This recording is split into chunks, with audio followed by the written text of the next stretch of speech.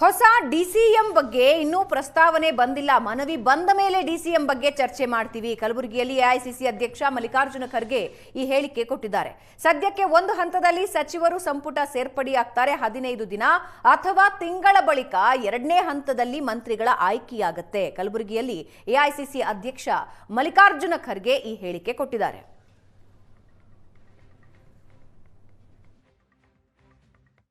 ಇನ್ನೂ ಪ್ರಪೋಸಲ್ ಯಾವುದೂ ಬಂದಿಲ್ಲ.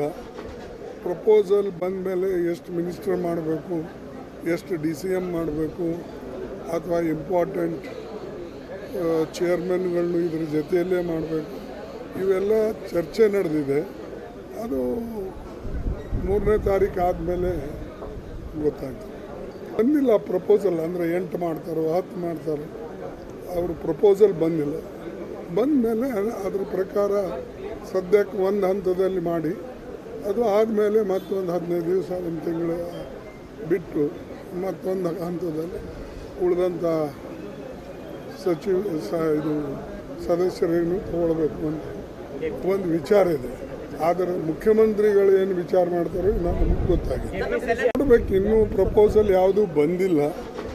ಪ್ರಪೋಸಲ್ ಬಂದ ಮೇಲೆ ಎಷ್ಟು ಮಿನಿಸ್ಟರ್ ಮಾಡಬೇಕು, ಎಷ್ಟು DCM ಮಾಡಬೇಕು, ಅಥವಾ ಇಂಪಾರ್ಟೆಂಟ್ ಚೇರ್ಮನ್ಗಳನ್ನು ಇದ್ರ ಜೊತೆಯಲ್ಲೇ ಮಾಡಬೇಕು, ಇವೆಲ್ಲ ಚರ್ಚೆ ನಡೆದಿದೆ.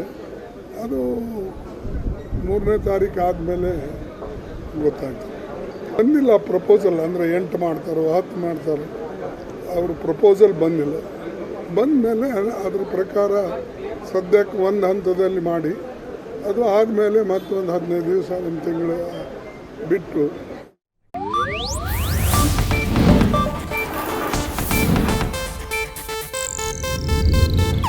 ಇದು ಏಷ್ಯಾನೆಟ್ ನ್ಯೂಸ್ ನೆಟ್ವರ್ಕ್ ಪ್ರಸ್ತುತಿ.